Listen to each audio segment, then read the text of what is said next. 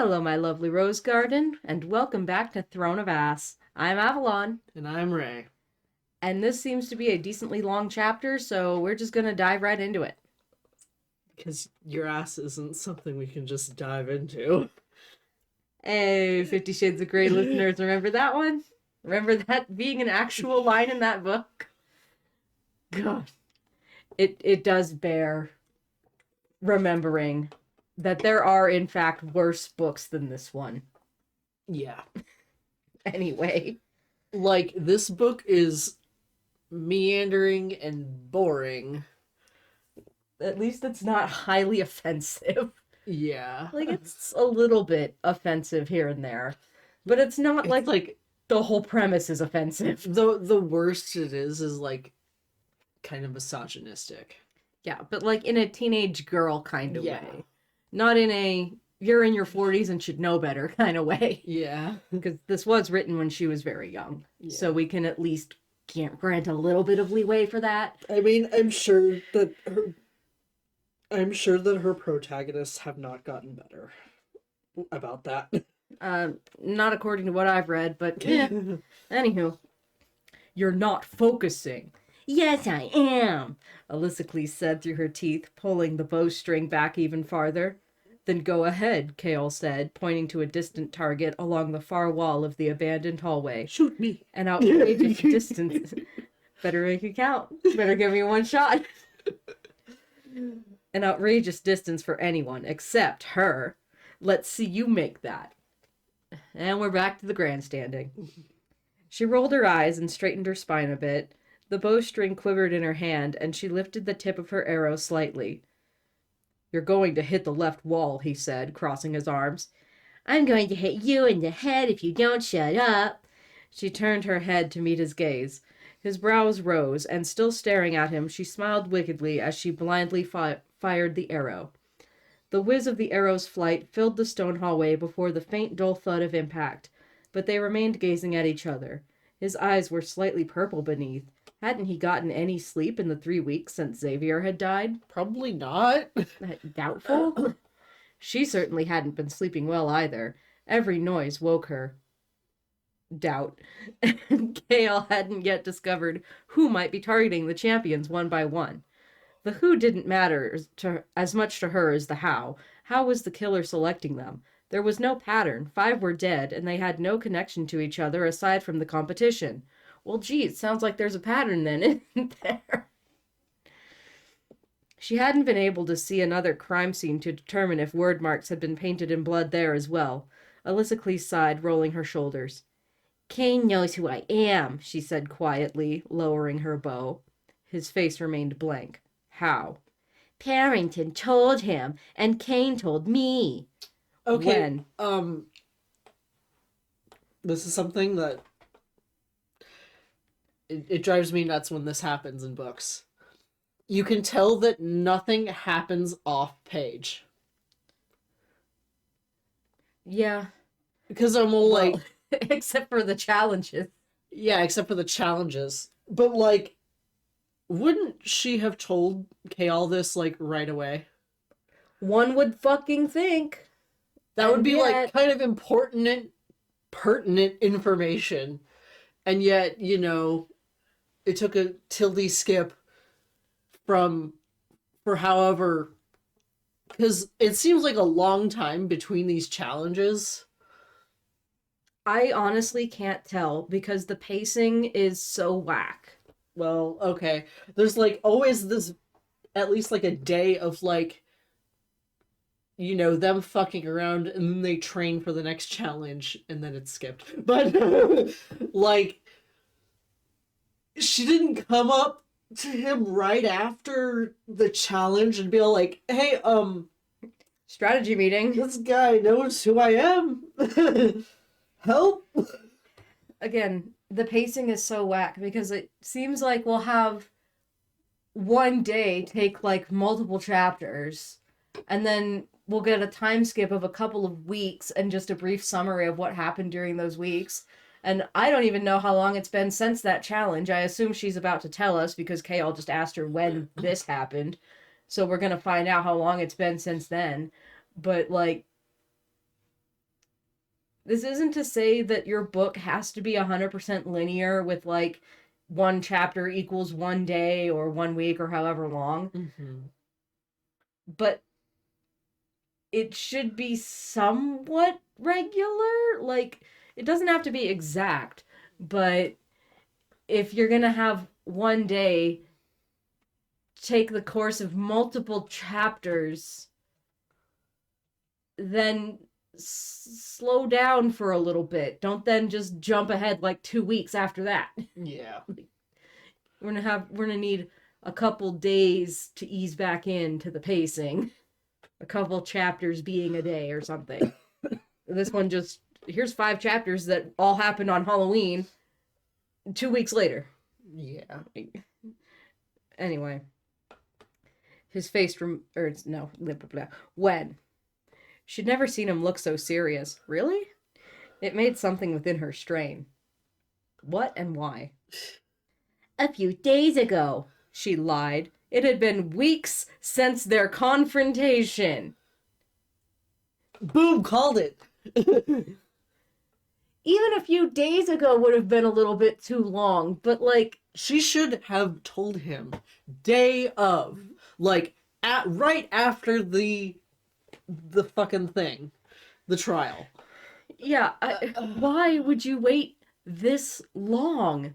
What possible motivation would you have to keep this from your team for that long, to just let him have free reign to do whatever he wants with that? And though everyone could know by now.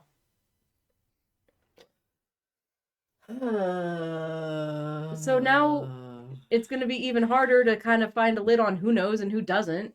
Has this gotten back to the king yet? And again, does it really matter all that much? Because there's other assassins and criminals in this competition. Why would she stand out? Like, and also wasn't the whole thing that, like, oh, no one would believe that Aderlin's assassin was a girl? Kane didn't seem to have any trouble believing it. He really doesn't seem to give a shit. Just why? Why? Why would you make this choice? Not only as a character, but as an author. Why would you make this choice? I really want to sit down with SJM someday and just be like, why did you do this? Why did you do this? This specifically. Like, all the other stuff, I could chalk it up to teenage naivety and being self-indulgent, because why the fuck not? That's okay, fine. Be self-indulgent. It's your book. You do what you want with it. Why this? Why? To what purpose? Anyway. I was in the garden with Nehemia, with my guards, don't worry, and he approached us. He knows all about me, and knows that I hold back when we're with the other champions. Did he lead you to believe that the other champions know about you? No, she said. I don't think they do. Nox doesn't have a clue. Yeah, because Nox is allied with you. Kane has other cronies. They probably all know. Like, wasn't there another guy with him when they did that? Yeah. That guy definitely knows. Just like... Kaol put a hand on the hilt of his sword. It's going to be fine. The element of surprise is gone, that's all. You'll still beat Kane in the duels. Oh, so it doesn't matter.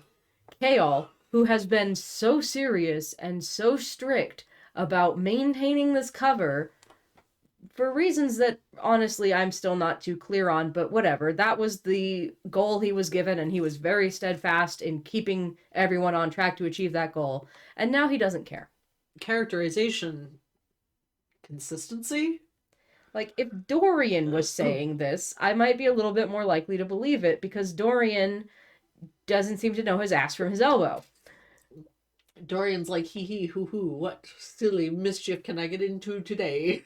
Like, if they came up with this strategy for a reason, I would assume that Kaol is the one who probably came up with why they would want to put this in place as some kind of measure of protection for the prince, or, you know, because as crown prince, him cavorting with a famed political assassin might not look very well on him. Yeah. It just seems very out of character what little character Kale has, that he would not be giving her shit about this. At least not about waiting a few days to tell him. Okay. Yeah. She half smiled. You know, it's starting to sound like you actually believe in me. You better be careful. Of course he wants you to win. The prince is his best friend, and he seems to be his retainer of some kind, and you're the prince's pick. Did you think he didn't want you to win before now? What the fuck? It was never a question of if he believed you could do it. It was a question of, hey, this is the best strategy to get you there. He began to say something, but running footsteps sounded from around the corner, and he paused. 2 guards skidded to a stop and saluted them. Kale gave them a moment to collect their breath before he said, "Yes?" One of the guards, an aging man with thinning hair, saluted a second time and said, "Captain, you're needed." Though his features remained neutral, Kale's shoulders shifted, and his chin rose a bit higher. "What is it?" he said, a bit too quickly to pass for unconcerned. "Another body," replied the guard. "A body has been discovered." A body has been discovered. "In the servants' passages." The second guard, a slender, frail-looking young man, was deathly pale. You saw the body? Alexis asked him. The guard nodded. How fresh. Kale gave her a sharp look. The guard said, "They think it's from last night, from the way the blood's half dried." Kale's eyes were unfocused. He's just like... Isn't it one eye sees me, the other one sees the snack machine? He's processing this. The stupidity of Alexis' decisions is causing him to, experience lag. Thinking, he was figuring out what to do. He straightened. "You want to prove how good you are?" he asked her. She put her hands on her hips. Do I even need to? He motioned the guards to lead the way. "Come with me," he said to her over his shoulder, and despite the body, she smiled a bit and followed him.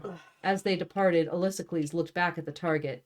Kale had been right. She'd missed the center by 6 inches to the left. Okay, I thought it was going to be dead center, so, at least there's that. But why would he now want... How big of a target? A regular, hay bale target with a bullseye that big. 6 inches. That's still pretty significant. Yeah. 6 inches out of the way of the center is definitely not a... If you're aiming for a headshot, then you missed. Yeah. And I'm sure this is just meant to show that she's beginning to take him a little more seriously, and they're bonding and starting to respect each other's merits and shit. Why would he want her to help him investigate a body? So clearly he's just going mask off with the whole thing, because there's no reason to take a jewel thief with him. Well, yeah, and he's also saying that she can come in front of these 2 fucking randos. Yeah, these guards. And they're all like, "Why are you letting a jewel thief come and help?" What? And also just, even without that, even knowing her real identity, how would that be helpful? She's seen dead bodies before. That doesn't mean she knows what the fuck's going on here. She hasn't, shared any of her suspicions or anything else with him. There's no reason for him to be acting. He is so out of character this chapter. This should be Dorian. Dorian would say these things. Tildy. Boo. Thankfully, someone had created some semblance of order before they arrived. Even still, Kale had to push his way through a crowd of gathered guards and servants, Alexis keeping close behind him. When they reached the edge of the crowd and beheld the body, her hands slackened at her sides. Kale cursed with impressive violence. She didn't know where to look first, at the body with the gaping chest cavity and missing brain and face, at the claw marks gouged into the ground, or at the 2 word marks drawn on either side of the body in chalk. Her body went cold. There was no denying their connection now. A connection that maybe you should share with Kale? Mm-hmm. The crowd continued talking as the captain approached the body, then turned to one of the guards watching him. "Who is it?" "Baron Silch." Oh, so it was lackey. So he existed for 2 scenes. Alyssa said before the guard could reply. She'd recognized Varen's curly hair anywhere. Varen had been at the head of the pack since this competition started. Whatever had killed him... No, Kane has been at the head of the pack. Clearly. Kane is the one in charge. You could have said that he's been Kane's right-hand man. And that might actually throw some suspicion away from Kane. Because it's obviously Kane. But, you know, you could think like, why would Kane kill one of his allies before the penultimate challenge? Like, no, it's clearly Fluttershy, remember? Yeah, it's okay. I want to believe. Whatever had killed him, ... What kind of animal... Oh, sorry. What kind of animal makes scratches like those? She asked Kale. What could be strong enough to leave claw marks in solid stone? Hey, don't you fucking go there. Don't bring gargoyles. I'm dreaming. They're of already something trying. They're trying so hard to bring gargoyles into this. We don't need to help them. We don't need to help them. Fuck, now I want to rewatch Gargoyles. Look what you've done. Look what you've done. Look what you've made me do. Look what you just made me do. But didn't need to hear his reply to know that his guess was as good as hers. The claw marks were deep, 1/4 of an inch at least. She crouched beside one and ran her finger along the interior edge. It was jagged, but cut clean into the stone floor. Her brows knotting, she scanned the other claw marks.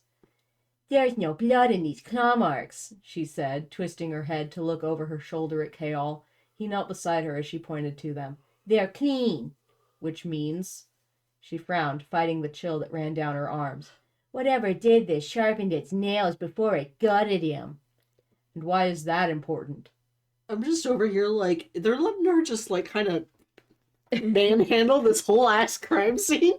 Like... Then move your friend Scott's blood around with your finger so you can read it. Just... What? I know that this takes place before fingerprint analysis.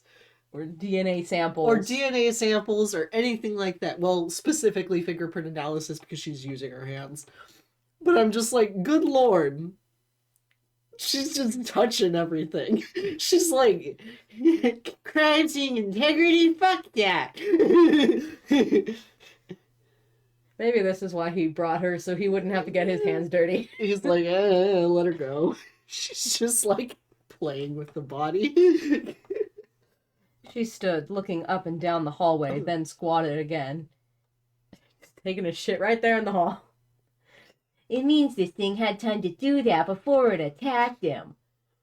Okay, so what that means is that this was premeditated, which, given the nature of the attack and the fact that it is matching up with previous attacks and the surgical precision required to remove organs, face, and brain, we knew that.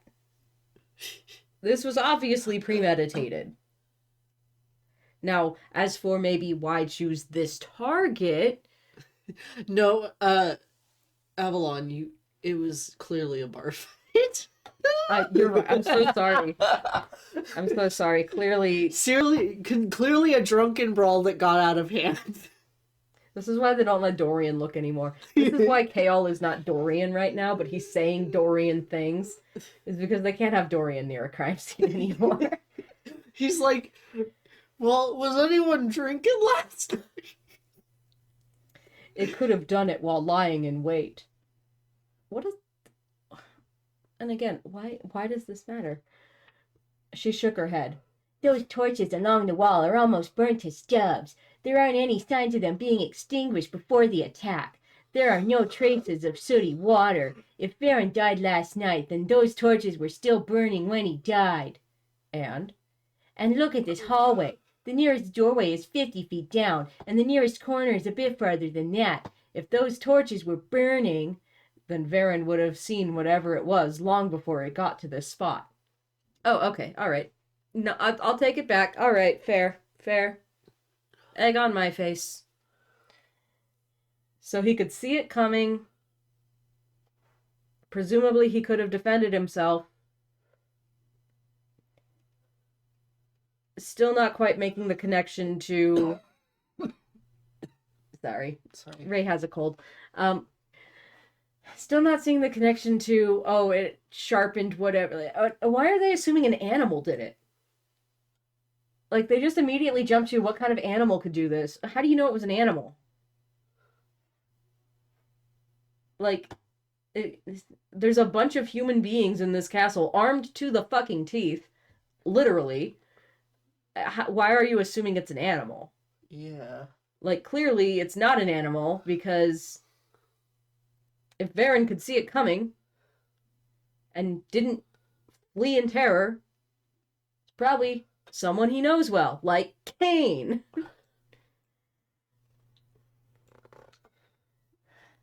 So why get near it? She asked, more to herself than anything. What if it wasn't an animal, but a person? And what if that person disabled Varen long enough for them to summon this creature? She pointed to Varen's legs. Those are clean cuts around his ankles. His tendons were snapped by a knife to keep him from running. She moved next to the body, taking care not to disturb the word marks etched into the ground as she lifted Varen's rigid, cold hand. Yeah, she's just like manhandling this body now. No gloves or nothing. Look at his fingernails. She swallowed hard. The tips are cracked and shattered. She used her own nail to scrape out the dirt beneath his nails. Ew! And smeared it across her palm. See? She held out her hand for Kale to observe. Dust and bits of stone. She pulled aside Varen's arm, revealing faint lines in the stone beneath. Fingernail marks. He was desperate to get away, to drag himself by his fingertips if necessary. He was alive the entire time that thing sharpened its claws on the stone while its master watched. Okay. I'll grant some connections are being made that maybe I wouldn't have seen. We're getting a little bit, I was there the night of the murdery, though. Like, because again, is there evidence that there was an animal? Do we see scraps of fur? Are we seeing, I guess the claw marks. The claw marks, yeah, but what, I don't know. What would prevent those from being made by a weapon? Yeah. Like, gauntlet claws? Yeah. Like... What are they called? Glaive? Glaive? Grieve? No. No. You get that. the picture. Fucking aspect of Enkidu ass bullshit from Hades. Or a pitchfork. Or, there are a number of different ways that a weapon could have been sharpened on stone. It would make more sense if it was a weapon instead of claws, considering that it's fucking stone. Yeah. Why are you still assuming that there's an animal involved? And I'm 100% certain that there will have been some kind of demonic beast summoning involved, because she's so dead set on it being an animal. But I would have been like, hey, so he clearly had to see whoever this was coming. Obviously it must have been a person. How would a person be able to do this? That would be my line of reasoning, not, oh, the person must have snapped his tendons and then summoned an animal of some sort and then disappeared that animal somehow without anyone knowing. Like, yes, yeah. Okay, magic's involved, fair. But it seems like a kind of a jump. Yeah. Unless you know that the word marks are some kind of summoning. It just seems like a bit of a leap in logic that I'm sure will be correct. Yeah. But just, I don't know. It seems like they've kind of revealed the murder weapon a little bit early. Yeah. Because you could highly suspect Cain. You could say, hey, Varen and Cain were really close, and Cain is one of the front runners to win and might have been taken out as competition. But then someone would have been like, well, but how would Cain have done this? And then you're like, good point. This doesn't seem like it could have been done by a human being, at least not without being caught. Yeah. And then you have a new mystery of, okay, we're pretty certain it's Cain, but how? But she's kind of giving us the how a little bit early. Anyway. So what does that mean? Is that like the only thing that Kale's gonna say this chapter? What does it mean? You need to explain it to me. Kale's just asking questions this chapter because his brain is gone. Dorian has the brain cell. Uh-oh, God. What can he get up to now that he has the brain cell? She smiled grimly at him. It means that you're in a lot of trouble. And as Chaol's face paled, Alysicles realized with a jolt that perhaps the champion's killer and Elena's mysterious evil force might be one and the same. And the last horse crosses the finish line. Good job, everybody. Give yourself a pat on the back. Yay. You figured out what should have been obvious to you from the jump. And again, I'm not trying to be overly mean, especially because this is a young adult book. Like, I'm not trying to be like, oh, you know, obviously as adults we understand immediately because we have more media exposure and blah, blah, blah, blah, blah. No, I just feel like this was pretty obvious. Yeah. Right? Like, I think as a teenager, also, I would have found this pretty obvious. I think the two things go very well hand in hand. In a way that was immediately obvious. Like, same thing with whatever Amarantha's riddle in A Court of Thorns and Roses, the answer being love. Like, damn, I would have just guessed it, right? Like, she didn't even have to tell me the riddle. I would have just kind of automatically guessed that the answer to the riddle was love. Yeah. Like, no matter what she fucking said, I would have been like, it's love. And she's like, I didn't even say anything. And it's all like, doesn't matter. She could have been saying... It's that kind of book. She could have been giving me the lyrics to Old MacDonald, and I would have been love. Love is the answer. You stupid bitch. Love is all you need. Anyway, Tildes. Woo! Seated at the dining table, Alysicles flipped through the book. Tasty. Going from this to the dining table. Yum. What a transition. I mean, for me, it makes sense. Nothing. She scanned page after page for any sign of the two word marks that had been drawn beside Varen's body. There had to be a connection. Have you got Chaol and Dorian in on this yet? Yeah, have you mentioned this to either of them yet? You don't even have to reveal that you know anything about word marks, because apparently you fucking don't anyway. But you could have been like, hey, look, there's two word marks here. There were word marks at the last body, too. We should probably look into what they mean. And then Chaol could go into some restricted access area and, like, look shit up. You know, let him do that part. Whatever. She stopped as a map of Aeriel appeared. Maps had always interested her. There was something bewitching in knowing one's precise location in relation to others on the earth. She gently traced a finger along the eastern coast. She began in the south. At Banjali, the Elway capital. Okay, so Elway is probably more like India then. Like, I was thinking North Africa.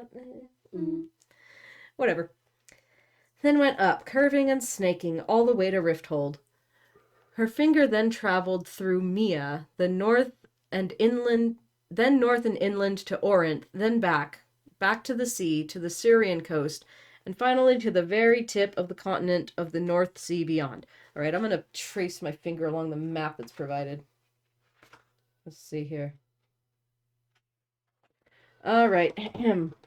Where's Eastern? There's Banjali. We go up. I haven't heard about Fenharrow, like, at all. There's Rifthold, and then she goes up to Mia. And then where was the next after Mia? Then north and inland to Orient. There. Then back to the sea, the Syrian coast. Finally, the very tip of the continent and the North Sea beyond. Oh, so up to Terrasen. Okay.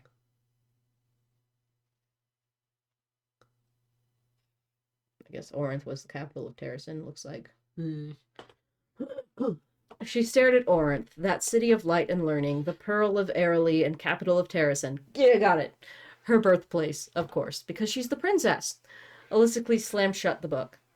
Glancing around her room, the assassin let out a long sigh. When she managed to sleep, her dreams were haunted by ancient battles, by swords with eyes, by word marks that swirled around her head and blinded her with their bright colors. She could see the gleaming armor of fey and mortal warriors, hear the clash of shields and the snarl of vicious beasts, and smell blood and rotting corpses all around her. Carnage trailed in her wake. Aderlin's assassin shuddered. Oh, good. I hoped you'd still be awake, the Crown Prince said, and Alicicles jumped from her seat to find Dorian approaching. He looked tired and a bit ruffled. What do you mean she's still awake? She just said she was dreaming. Okay. Whatever. Also, just gonna point this out. Wild to me that the Fae lost this battle with the humans, given how much SJM just loves to bang on about how superior Fae are in, like, everything else that she's written. Yeah. Crazy to me that they lost in this world. They're always in the north, too. You ever notice that? They're always up north. Shrug. Don't know what that means, if anything. Are they meant to be British? I don't know. Mm. She opened her mouth, then shook her head. What are you doing here? It's almost midnight and I've got a test tomorrow. Oh, they've stopped calling them trials and started calling them tests. She couldn't deny having him here was a bit of a relief. The murderer only seemed to attack champions when they were alone. Have you moved from literature to history? He surveyed the books on the table. A Brief History of Modern Aeriel, he read. Symbols and Power, Elway Culture and Customs. He raised an eyebrow. I read what I like. He slid into the seat beside her, his leg brushing hers. Is there a connection between all of these? No. It wasn't quite a lie, though she had hoped for all of them to contain something about word marks, or what they meant beside a corpse. I assume you heard about Varen's death. Of course, he said. Tragic bar fight. A dark expression crossing his handsome face. She was all too aware of how close his leg was, but she couldn't bring herself to shift away. And you're not at all concerned? I have no idea who's speaking in this line, actually. Oh, no, it's her. And you're not at all concerned that so many champions have been brutally murdered at the hands of someone's feral beast? Again, confirm that it's a beast. Dorian leaned in, his eyes fixed on hers. All of those murders occurred in dark, isolated hallways. You're never without guards, and your chambers are well watched. I thought the other champions didn't go around without guards either. Yeah. I'm not concerned for myself, she said sharply, pulling back a bit, which wasn't entirely true. I just think it reflects poorly on your esteemed father to have all of this going on. When was the last time you bothered to care for the reputation of my esteemed father? Since I became his son's champion, so perhaps you ought to devote some additional resources to solving these murders before I win this absurd competition just because I'm the last one left alive. When did she start caring about this? Yeah. Any more demands, he asked, still close enough for her lips to graze his if she dared. The way you could not pay me to have a conversation with someone this close. Like, I'm sorry, but just like, people have breath, and their breath smells. Like, hey there, is that watermelon? If you have not brushed your teeth within the last 10 to 15 minutes, your breath smells. I'm sorry, that's how it is. And maybe that's just me being hypersensitive to it because I tend to rely on my sense of smell a lot. Mm-hmm. But, like, I cannot be that close having a conversation with somebody. No, nasty. I'll let you know if I think of any. Their eyes locked. A slow smile spread across her face. What sort of man was the Crown Prince? Though she didn't want to admit it, it was nice to have someone around, even if he was a Havillard. She pushed claw marks and brainless corpses from her thoughts. Why are you so disheveled? Has Caltaine been clawing at you? Caltaine, thankfully, not recently. But what a miserable day it was. The pups are mutts and... He put his head in his hands. Pups? One of my bitches gave birth to a litter of mongrels. Before they were too young to tell, but now, well, I'd hoped for purebreds. Are we speaking of dogs or of women? We're talking about dogs, clearly. Dogs, obviously, yeah, like... Ew. Gross. Get that out of here. Let's see, do I have a content warning for misogyny? I do. Okay. Which would you prefer? He gave her an impish grin. Oh, hush up. she hissed. You're the and one he who chuckled. You're the one who said this.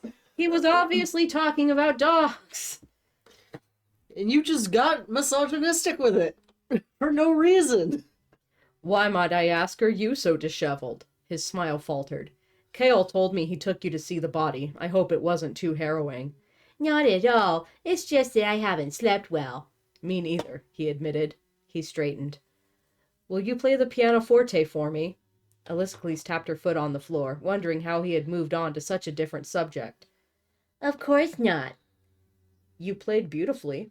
If I had known someone was spying on me, I wouldn't have played at all. Why is playing so personal for you? He leaned back in his chair. I can't hear or play music without... Never mind. No, tell me what you were going to say. Nothing interesting, she said, stacking the books. Does it stir up memories? She eyed him, searching for any sign of mockery. Sometimes. Memories of your parents? He reached to help her stack the remaining books. My God, they really are going with how does she know to play the piano as the most important question that he could be asking her. Like, remember a chapter or two, however many ago, when he was like, he wants to know everything. How she became an assassin, her childhood, how she learned to play the piano. They're really going with the piano. It's like, God forbid a girl have a hobby. God forbid women do anything. Alexis stood suddenly. Don't ask such stupid questions. I'm sorry if I pried. She didn't respond. The door in her mind that she kept locked at all times had been cracked open by the question, and now she tried frantically to close it, seeing his face. I'm sure that it's going to be some dramatic reason, but it feels so forced. I'm just all like, yeah, sometimes people just want to learn how to do things. Like, we don't work all the time, damn. Did you play the piano with Sam before your hand was broken? Seeing his face, seeing him so near to her, the door shut, and she turned the key. It's just, he said, oblivious to the battle that had just occurred, it's just that I don't know anything about you. I'm an assassin. Her heartbeat calmed. That's all there is to know. Yes, he said with a sigh, but why is it so wrong for me to want to know more, like how you became an assassin, and what things were like for you before that? It's not interesting. I wouldn't find it boring. She didn't say anything. Please, one question, and I promise nothing too sensitive. How'd you learn to play the piano is a pretty non-sensitive question, but okay. Her mouth twisted to the side, and she looked at the table. What harm was there in a question? She could choose not to reply. Very well. He grinned. I need a moment to think of a good one. She rolled her eyes, but sat down. After a few seconds, he asked, Why do you like music so much? She made a face. You said nothing sensitive. It's not. Is it that prying? How different is it from asking why you like to read? No, the question is fine. She let out a long breath through her nose and stared at the table. I like music, she said slowly, because when I hear it, I lose myself within myself, if that makes sense. I become empty and full all at once, and I can feel the whole earth roiling around me. When I play, for once I'm not destroying, I'm creating. She chewed on her lip. I used to want to be a healer, back before this became my profession, when I was almost too young to remember. I wanted to be a healer. She shrugged.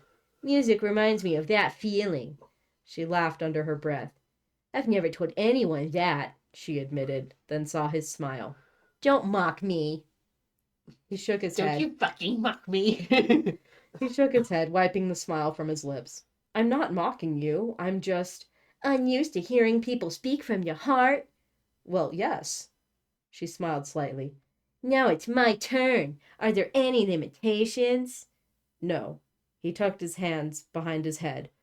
I'm not nearly as private as you are. She made a face as she thought of the question. Why aren't you married yet? Married? I'm 19. I'm just over here like, he's all like, he asked the question, do you like music? And then she's all like, why aren't you fucking married and having babies yet? Talk about a sensitive subject. And also, why couldn't this have been in place of the stupid-ass billiards scene. This is much more enjoyable in terms of a character's getting to know each other, kind of. Like, it's cliche as hell, but so was the billiard thing. Yes, but you're the crown prince. True. Crom's only, what, 20? Married that man at light speed.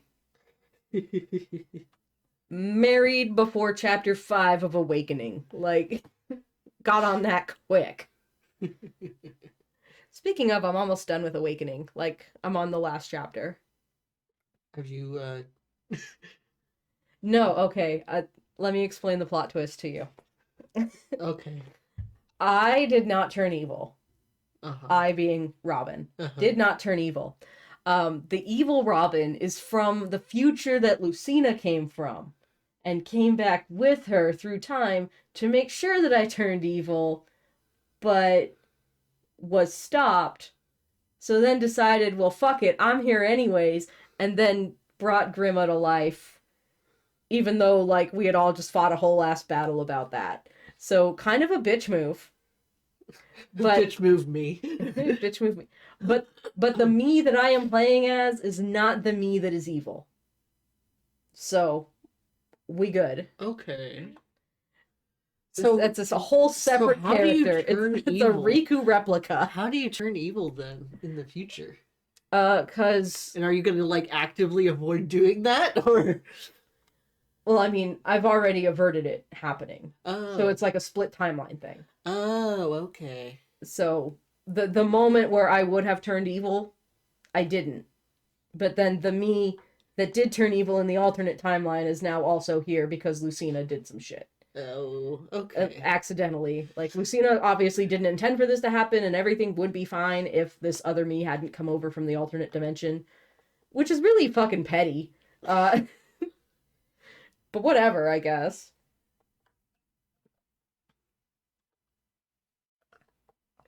So anyway. 2 separate characters. It's like Riku and Riku replica. Okay, that is not Riku. Well, I mean, it's technically you. It's just like a different timeline you. It's kind of like in Engage when like you go down the well. Yeah. It's like that. It's like that. It's like technically the same character, but also not really. But legally distinct. Legally distinct. Sorry, had to talk about Fire Emblem for a minute. It's Coke. It's the only way. Imagining Crom is how I'm getting through this.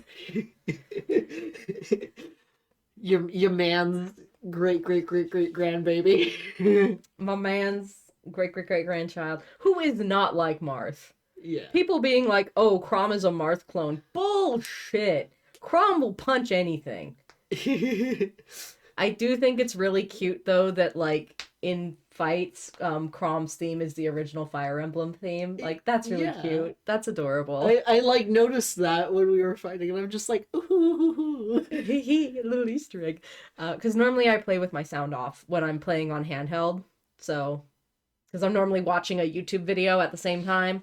Because ADHD. It's an ADHD thing going on. It's like I have to have multiple sensory inputs at once, or else I'm just kind of in the ether.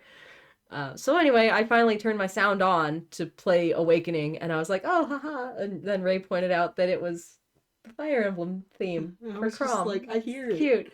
I hear it. And I got Tiki, so I'm like working on building supports with Lucina and Tiki, so and that Tiki's really good. Tiki's great, so that Tiki can drop the Marth lore for Lucina, because Lucina loves her granddad so much, cosplays as him and everything, and Tiki called her out on it. She's like, wow. You really did that, huh? She's like, why are you asking me questions about Marth when you were cosplaying as him? And Lucina's like, oh, you know, I just know the legends. I want to know what he was really like. And Tiki's just like, he was my dad. He was a big goober. Silly little guy. He said things like, yow. Completely unironically. Dripping wet. Just honestly, slinky of a man. Push him downstairs and watch him tumble. Anyway. I'm sorry, my brain is trying to defend itself by thinking about Marth. I can't believe we found Marth merch at Sac Anime. Yeah. I'm so happy I have Marth. I got Marths. Oh, I'll never get the Nendoroid, though. The $300 Nendoroid. $300. It's so expensive and I want it so bad. Marketable plush, please. One day we're gonna win the lottery and we're gonna sit down on eBay respectively. You're gonna get your Marth Nendoroid and I'm gonna get the Somnus plush. I'm also gonna need my marketable Marth plush. Please. I need all of, like, you know, we look in the we're in the office recording this, by the way, and we look up and we see like our doll collection and shit. And I have so many All Mights, which you can see on Ray's channel, but I would get rid of all of these All Mights in a heartbeat, except for this one, if I could replace it with Marth. Like, I'm sorry, All Might, I love you, but Marth's my ride or die. There's no replacing Marth in my heart. My hearth. Okay, fine, I'll keep reading. He crossed his arms. She tried not to notice the cut of muscle. Cut of his jib. My, look at that. Bye. I just mute. Just beneath the fabric of his shirt. Ask another question. I want to hear your answer. It must be interesting if you're so ardently resisting. Bitch! Double standard. Yeah. It's personal. Shut the fuck up. Oh, it's all like you got on him for asking why you like music. A very normal get to know you question. And you're acting like his fucking mother. Yeah, like... you're just all like, why aren't you fucking married and giving me grandchildren? He looked at the window and the snow that swirled beyond. I'm not married, he said softly, because I'm in love with Kale. Is it true? God, I wish. Did I really get you? I was like, please. Well, if he did say that, I would assume he's joking. But I'm just like, please, give me something. Crumbs? No. None for you. Because I can't stomach... I can't even get freaking queer baiting in this book. I can't even be bait. Tragic. I just have to make my own queer baiting.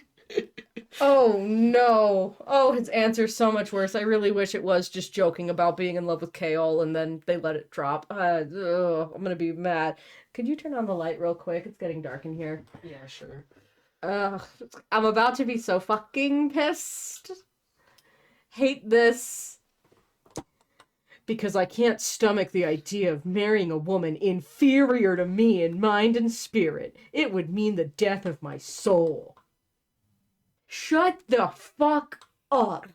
I'm so glad we have that misogyny warning. Shut up. You are not that awesome.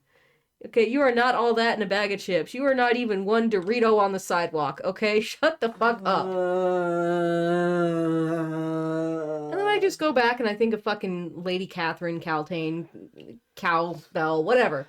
And how is she not your equal in mind, at the very least?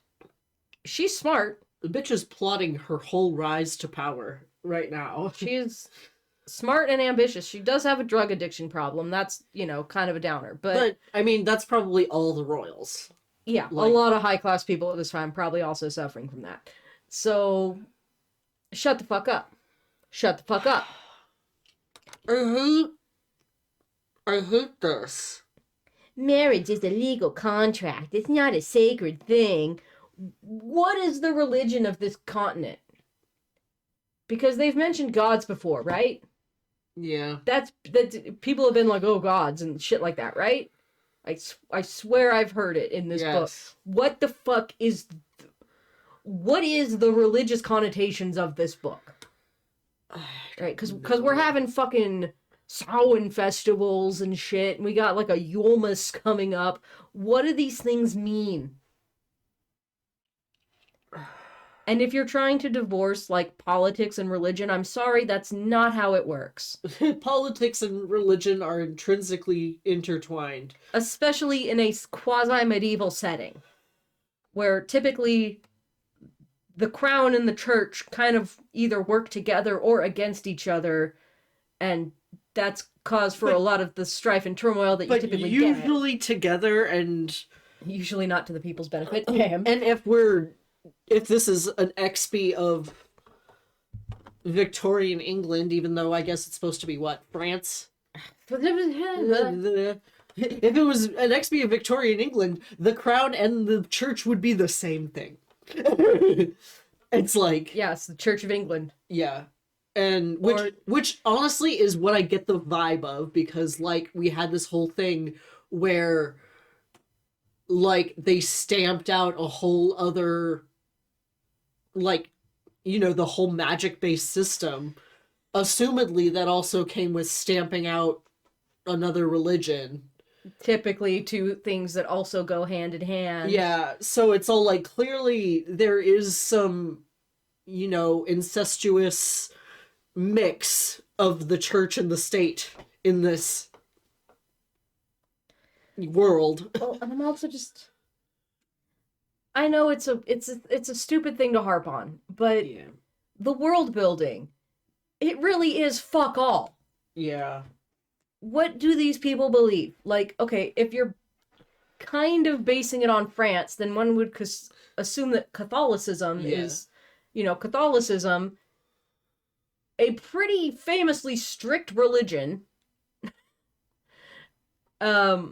But there's also been no mention of like burial rites for any of the murdered people, or religious officials around. Like, there is no religion here, and it makes the world worse. And I can understand not wanting to talk about stuff like that, but then you also got like the, you know, oh, the gods and this and that, and like you got ghosts and shit. Well, like, it's like if you're there's magic. Yeah, if you're bringing up magic, then you're kind of have to you'll have to bring up religion at some point.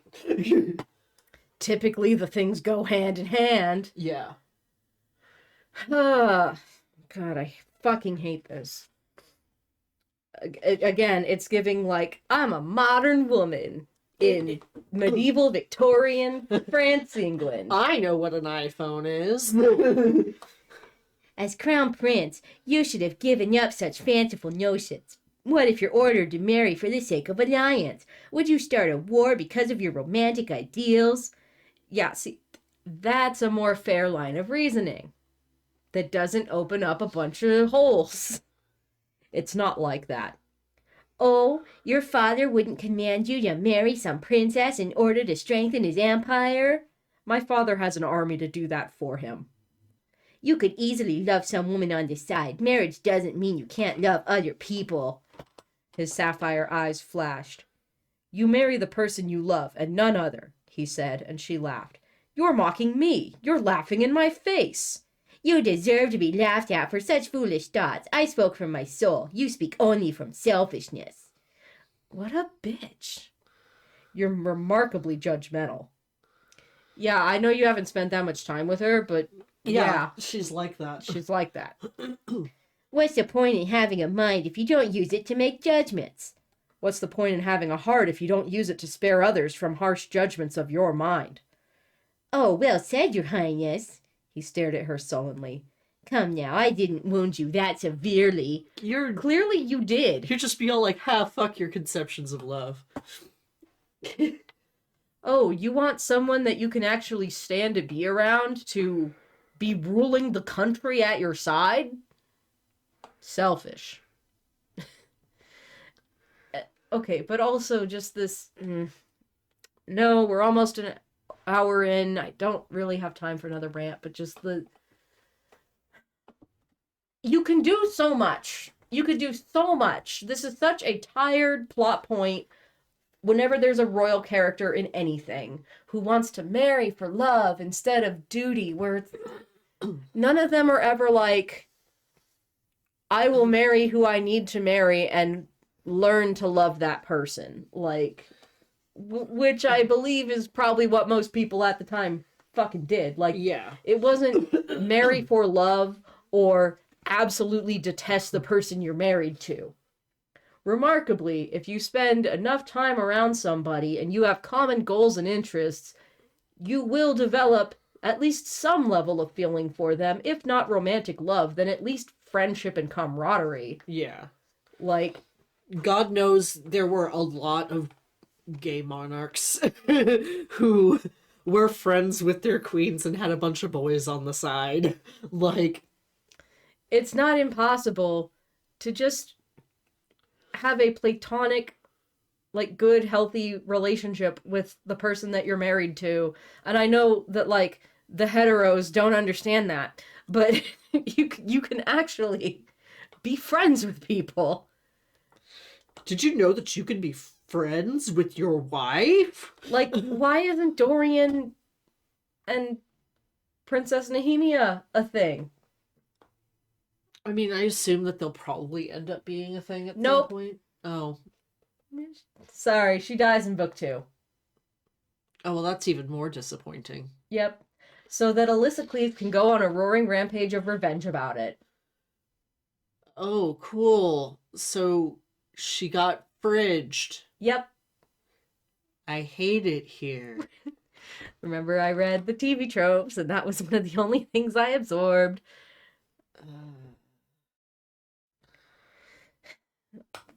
And I'll just go and spoil it right now. Selena ends up dating both Dorian and Kaol and breaking up with both of them. She dates Dorian first. They last for like a book. And then she breaks up with him. And then she dates Kaol for like a book or two. And from what I read, that was the fan preferred pairing, but she also breaks up with him and then gets together with a guy that she meets in like the 4th book, who's a fairy. Of course. Because, of course. At that point, she's like also coming out with what Court of Thorns and Roses. I don't She's know. gone fairies now. Yeah, so neither one of them win. They both date her. Neither one wins. It doesn't destroy their friendship, thankfully. Oh, Like, okay. Dorian and Kaol continue to be friends regardless. Okay. So I'm like, at least that element of toxic love triangles is not included here. One win. You could have this one singular W, but then I'm going to take that W away for killing off one of the only characters of color so that your white protagonist can have a revenge arc. Fuck you. Anyway. You've attempted to ruin my dreams and ideals. I get enough from my mother as it is. You're just being cruel. I'm being practical. There's a difference. And you're the Crown Prince of Adernan. You're in a position where it's possible for you to change Aeriel for the better. You could help create a world where true love isn't needed to secure a happy ending. And how is what he's saying antithetical to that? And what sort of world would I need to create for that to happen? A world where men govern themselves. Oh, she's gonna bring democracy. And I'm proud to be an American, or at least I know I'm free.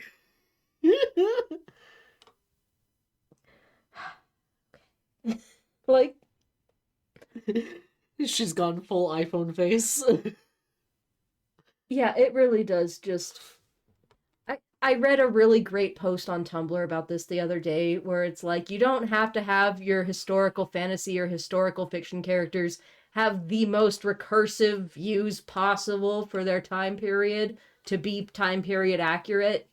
But the kinds of ideas that they do have should at least somewhat reflect what's possible in their time.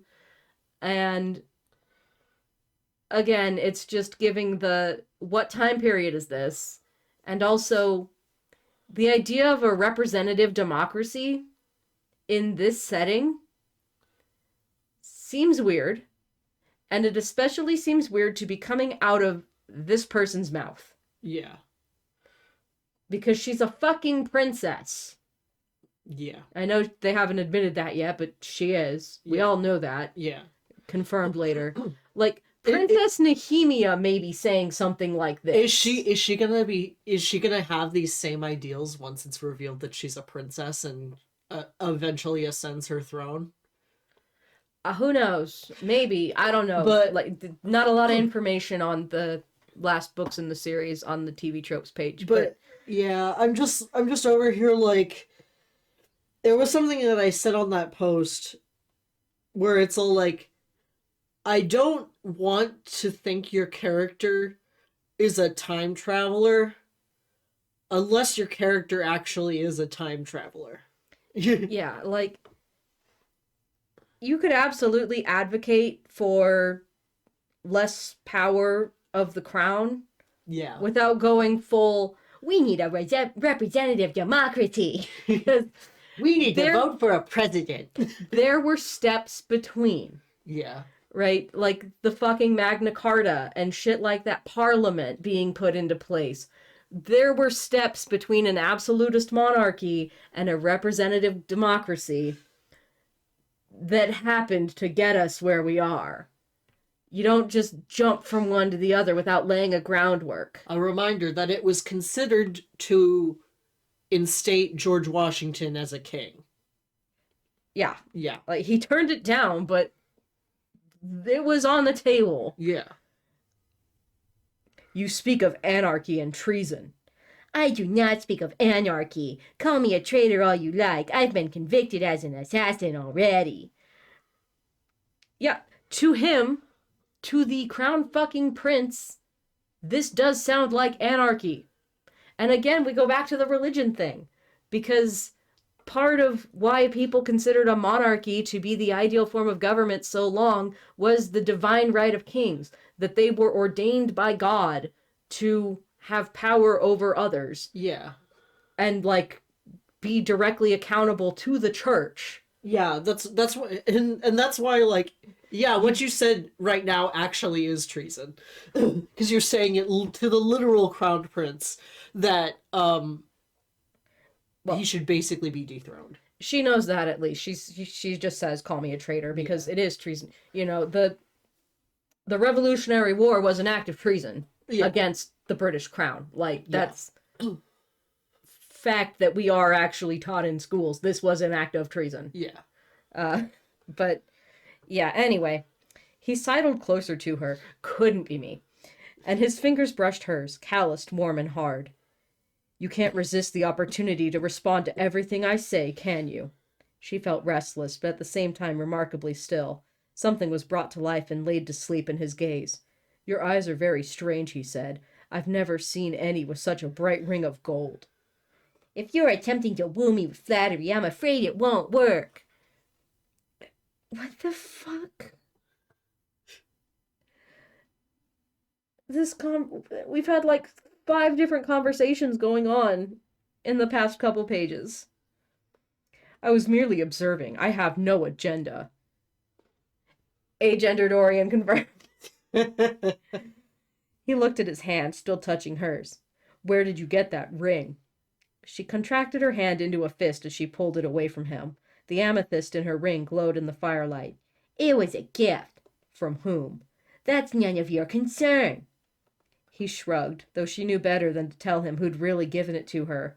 Rather, she knew Kale wouldn't want Dorian to know.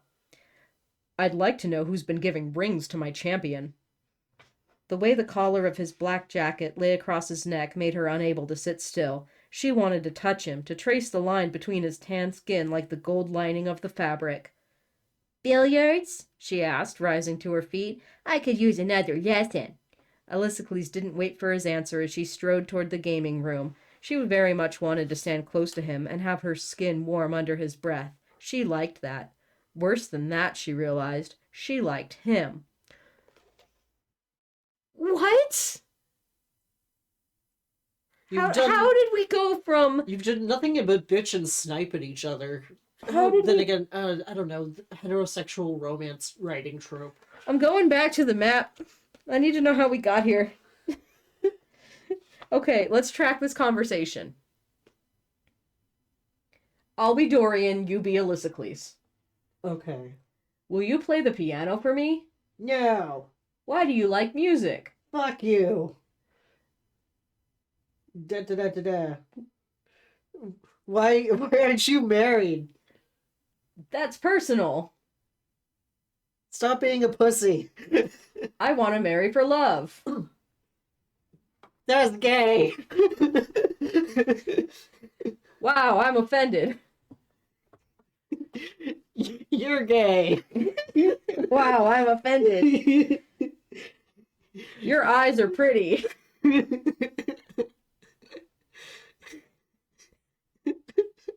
don't know, my brain turns to oatmeal after that. And then it's just, You're sexy. Let's play billiards. You're sexy. Let's go play billiards. can you follow this conversation? I'm looking at the map and I'm all over the place. I ended up in fucking, the ruins of Morla. Definitely nothing like the mines of Moria, can assure you. What we got? What I else? want to go to the Witch Kingdom. Yeah, where the fuck is the Witch Right Kingdom? there. Oh, hell yeah. Briarcliff. Yeah, let's fucking go. It sounds Let's like a mental go. asylum, which is where I need to be right now. The Western Wastes. No. No. Yeah. You can't. What? The Witch Kingdom is in the Wastes. Ah. The Witch of the Waste. Okay, so it was definitely ripping off Howl's Moving Castle. Got it. Got it. I'm looking at the desert now. The black sands of Wrath. Volcano flows. No. No. No.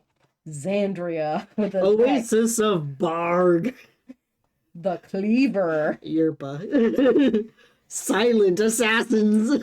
Yeah, that's her like prequel book shit. No. Then we just got these random islands over here with no names. But over these, I want to be on those islands right now. over here we got the Dead Islands. The Dead End. Skulls Bay.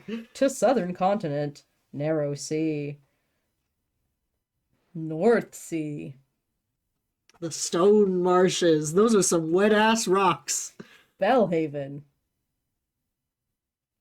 Medicine. Marth. Morath. Marth. Morath. Marth. Here's Endovier. With the salt mines. Okay, so she was bitching about how cold it was there, but Terracin is further north. And Orinth is like right at the foot of the mountains, further north. I don't know. I guess it's because it's in the mountains. Yeah, maybe. Anyway, back to our bullshit. We're trying so hard to cope. Tildy. Wah! Another Tildy. Kale watched Parrington at his table in the dining hall. When he had approached the Duke about Varen's death, he hadn't seemed bothered. Kale looked around the cavernous hall. In fact, most of the champion sponsors went about as usual. Idiots. If Elisicles was actually right about it, then whoever was responsible for killing the champions could be among them. But which of the members of the King's Council would be so desperate to win that he'd do such a thing? All of them? All of them. I'm gonna go with all of them. Kale stretched his legs beneath the table and shifted his attention back to Parrington. He'd seen how the Duke used his size and title to win allies on the King's Council and keep opponents from challenging him. But it wasn't his maneuverings that had captured the interest of the captain of the guard tonight. Rather, it was the moments between the grins and laughter when a shadow passed across the Duke's face. It wasn't an expression of anger or of disgust, but a shade that clouded his eyes. It was so strange that when Kale had first seen it, he'd extended his dinner just to see it happen again. A few moments later, it did. Parrington's eyes became dark and his face cleared, as if he saw everything in the world for what it was and found no joy or amusement in it. Kale leaned back in his chair, sipping his water. He knew little of the Duke and had never entirely trusted him. Neither had Dorian, especially not after all his talk of using Nehemia as a hostage to get the Elway rebels to cooperate. But the Duke... Is she not basically a hostage right now? Because if I was a rebel group trying to free my country and I knew that the enemy country had my fucking princess in their castle, that would most definitely forestall any major operations until she was back. Unless I was also overthrowing the crown of my own country at the same time. Mm-hmm. But the Duke was the king's most trusted advisor, and had offered no cause for mistrust other than a fierce belief in Aderlin's right to conquest. Catherine Rompier sat a few chairs away. Kale's brows rose slightly. Her eyes were upon Parrington as well, filled not with the longing of a beloved, but with cold contemplation. Kale stretched again, lifting his arms over his head. Where was Dorian? The prince hadn't come... his boyfriend hadn't come to dinner, nor was he in the kennels with the bitch and her pups. His gaze returned to the Duke. There it was, for a moment. Parrington's eyes fell upon the black ring on his left hand and darkened, as if his pupils had expanded to encompass all of each eye. Then it was gone. His eyes returned to normal. Kale looked to Catherine. Had she noticed the odd change? No, her face remained the same. There was no bewilderment, no surprise. Her look became shallow, as if she were more interested in how his jacket might complement her dress. Women be thinking of fashion. Kale stretched and rose. How many times is he gonna fucking stretch? Finishing his apple as he strode from the dining hall. Strange as it was, he had enough to worry about. The Duke was ambitious, but certainly not a threat to the castle or its inhabitants. This is what happens when Dorian has the brain cell. He can't make good proper use of it. It's like equipping your fucking archer with an axe. Yeah, okay, they can hold it, but what are they gonna do with it?